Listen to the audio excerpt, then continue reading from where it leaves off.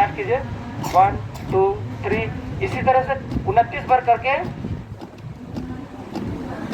13 14। देखिए किस तरह से हार्ट जो है ना, उसके ब्लड सर्कुलेशन को, हार्ट का काम क्या होता है? हार्ट का काम होता है पूरे ब्लड में, हाँ, उसको ब्लड पहुंचाना। ब्लड के साथ साथ ऑक्सीजन भी पहुंचता है उसके दिमाग में, क्योंकि ये देखा गया कि अगर किसी का हार्ट अटैक होता है तो उसका गोल्डन टाइम जो माना गया है वो 4 से 6 मिनट का होता है।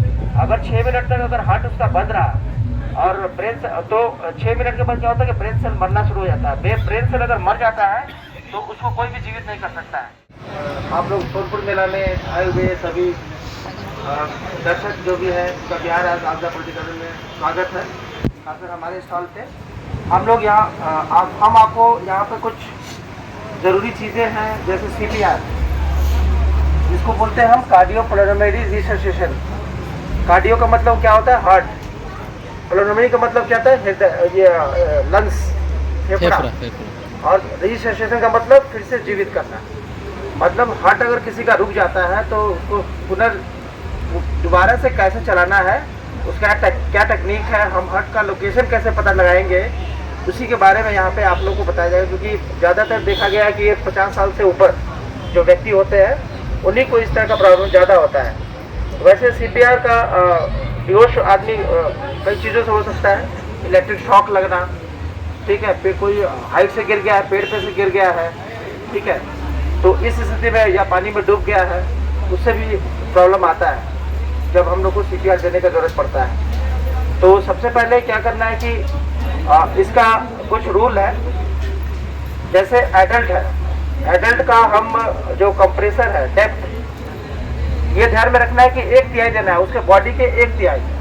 हो सकता है कोई व्यक्ति मोटा है, कोई पतला है, ठीक है, तो ये ध्यान में रखना है कि कंप्रेसर जो है, दबाव उसका जो होगा उसके बॉडी के 1/3 होना चाहिए। तो अगर एडल्ट है, जैसे हम मानव कैटेगरी, हम डिटेल में थोड़ा सा बताना चाह रहे हैं ताकि अगर बच्चों को होता है तो कैसे करना है, इसीलिए मैं ये बता रहा हूँ आपको डिटेल से। सपोज जैसे आदमी की कैटेगरी को हम 3 भागों में बांटते हैं। पहला बोलते हैं इन्फेंट, जो मेडिकल भाषा है, दूसरा चाइल्ड और तीसरा एडल्ट। तो इन्फेंट का जो साल रखा गया वो 1 साल के अंदर, ठीक है, 1 साल से 9 साल का जो समय होगा वो हम लोग चाइल्ड में रखते हैं।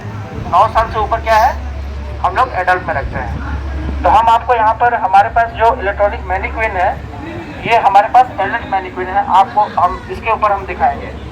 तो सब हम उसके बारे में बता देते हैं। बच्चा को अगर दे रहे हैं तो रेट ऑफ जो आपका जो रिदम होगा, जो CPR देने का रेट जो होगा वो 100 मिनट से एबव होगा।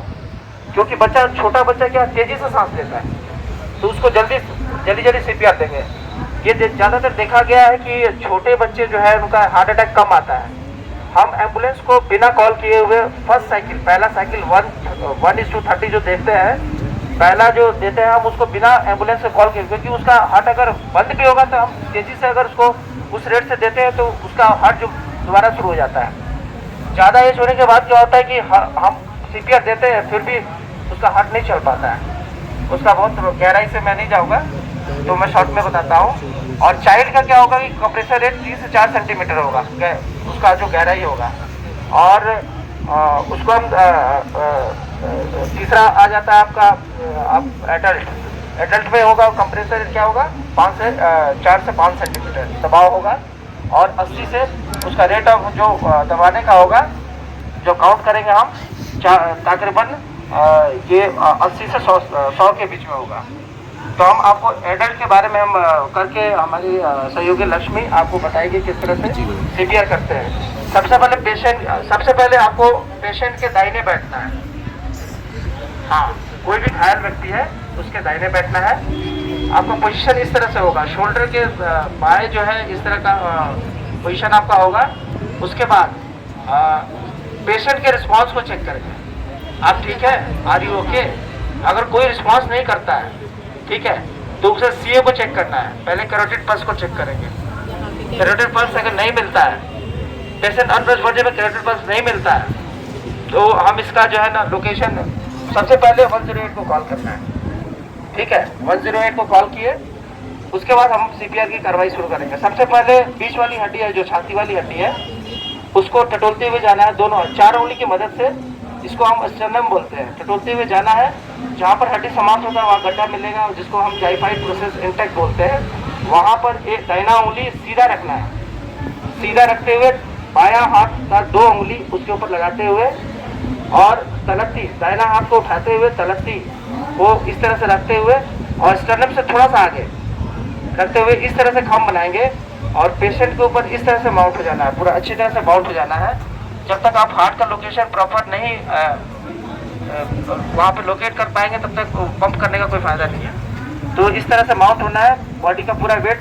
और ये एडल्ट मैनिक्वेन है, इसका कंप्रेसर दबाव कितना होगा, 4 से 5 सेंटीमीटर, यानी 1/3 उसके बॉडी के 1/3। स्टार्ट कीजिए, 1 2 3, इसी तरह से 29 बार करके 13 14। देखिए किस तरह से हार्ट जो है ना, उसके ब्लड सर्कुलेशन को हार्ट का काम क्या होता है, हार्ट का काम होता है पूरे ब्लड में, हाँ, उसको ब्लड पहुंचाना। ब्लड के साथ साथ ऑक्सीजन भी पहुंचता है उसके दिमाग तक, क्योंकि ये देखा गया कि अगर किसी का हार्ट अटैक होता है तो उसका गोल्डन टाइम जो माना गया है वो 4 से 6 मिनट का होता है। अगर 6 मिनट तक अगर हार्ट उसका बंद रहा और ब्रेन तो 6 मिनट के बाद क्या होता है कि ब्रेन सेल मरना शुरू हो जाता है। ब्रेन सेल अगर मर जाता है तो उसको कोई भी जीवित नहीं कर सकता है।